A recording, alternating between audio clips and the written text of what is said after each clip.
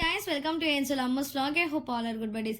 మీరు ఎంతమంది chicken lovers ఉన్నారు కామెంట్ చేసేయండి. కొంతమందికి అయితే చికెన్ ఈజ్ అన్ ఎమోషన్ అని చెప్పొచ్చు మాలాంటి వాళ్ళకి.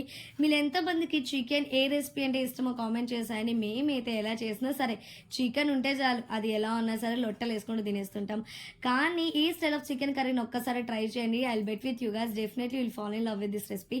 అంత బాగుంటుంది, అంత క్రీమీగా, అంత జ్యూసీగా, పర్ఫెక్ట్గా కుక్ అయ్యి బాబోయ్ మాటలో చెప్పలేను. ఒకసారి మీరు ట్రై చేయండి అంతే. దీనికి కావాల్సిందల్లా హాఫ్ కేజీ చికెన్ తీసుకొని వాష్ చేసేసి ఒక డేక్షలో వేసి ఉప్పు, కారం, పసుపు, ధనియాల పొడి, అల్లం వెల్లుల్లి పేస్ట్, పెరుగు వేసి మొత్తం ఒక 5 to 10 minutes దాకా మసాజ్ చేస్తూ కలిపేసుకొని మ్యాగ్నెట్కి ఒక 10 to 15 minutes వదిలేయాలి. ఈలోపు కడాయి పెట్టి ఆయిల్ వేసి కట్ చేసి పెట్టుకున్న ఆనియన్స్, చిల్లీస్ వేసి ఫ్రై చేసుకోవాలి. ఇవి ఫ్రై అయ్యేలోపు మేమైతే టమాటోస్ని చిన్న చిన్న పీసెస్గా కట్ చేసేసుకొని పక్కన పెట్టేసుకుందాం. ఆనియన్స్ త్వరగా ఫ్రై అవ్వాలంటే కొంచెం సాల్ట్ అయితే ఫ్రై అవుతుందని చెప్పి అక్క చెప్పింది అనమాట. సో దీంట్లోనే ఇప్పుడు కొంచెం పసుపు, కరివేపాకు కూడా వేసి ఆనియన్స్ రెడ్డిష్ వచ్చేంత వరకు ఫ్రై చేసుకోవాలి. ఈ కర్రీకి ప్రాణం పోసే ఐటమ్స్ ఏమైనా ఉన్నాయంటే ఇవేనమాట. జీడిపప్పు, కొబ్బరి, వాటర్ మిలన్ సీడ్స్ మొత్తం నానపెట్టుకొని పేస్ట్ చేసి పక్కన పెట్టేసుకోవాలి. ఈలోపు ఆనియన్స్ ఫ్రై అయినాయి. సో దీంట్లోనే అల్లం వెల్లుల్లి పేస్ట్ వేసి పచ్చివాసన పోయేంత వరకు ఫ్రై చేసుకోవాలి.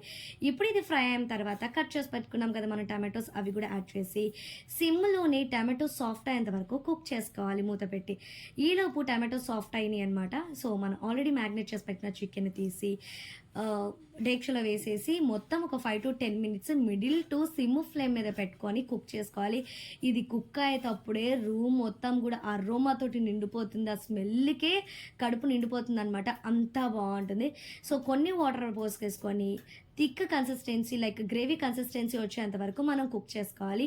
గ్రేవీ కన్సిస్టెన్సీ వచ్చింది అన్నప్పుడు మనం ఆల్రెడీ పేస్ట్ చేసి పెట్టుకున్నాం కదా, ఆ పేస్ట్ని వేసేసి కొంచెం సాల్ట్ని అడ్జస్ట్ చేసుకొని కొంచెం గరం మసాలా అలాగే ధనియాల పొడి కూడా వేసేసుకొని లాస్ట్లో కొత్తిమీరతో గార్నిషింగ్ చేసుకొని తింటే ఉంటుంది. మాటలు అస్సలు ఉండవన్నమాట. ఒక్కసారి మీరు ఈ స్టైల్ ఆఫ్ చికెన్ కర్రీని ట్రై చేయండి. మీకు ఎలా వచ్చిందో కూడా కామెంట్ చేసేయండి. నేనైతే అది తింటూ మాటలు లేవు తెలుసా. నేనైతే డిఫరెంట్ స్టైల్గా కర్రీస్ తినడం అంటే నాకు చాలా ఇష్టము. అది కూడా చికెన్లో అంటే ఇంకా చెప్తామా, మామూలుగా ఉండదు కదా. సో ఇదైతే తెలిసిన అక్క సీక్రెట్ రెసిపీ అనమాట. అద్దిరిపోయింది. ఇది గారెల్లోకైనా సరే సూపర్గా ఉంటుంది. కొంతమంది మన జీవితంలోకి ఎందుకు వస్తారో తెలియదు కానీ కొంతమంది వచ్చినందుకు మాత్రం వర్త్ అనిపిస్తుంది. సో అలా నా లైఫ్లోకి వచ్చింది ఈ అక్క అనమాట. లైఫ్ ఎలా లీడ్ చేయాలన్నది నేర్పిస్తుంది.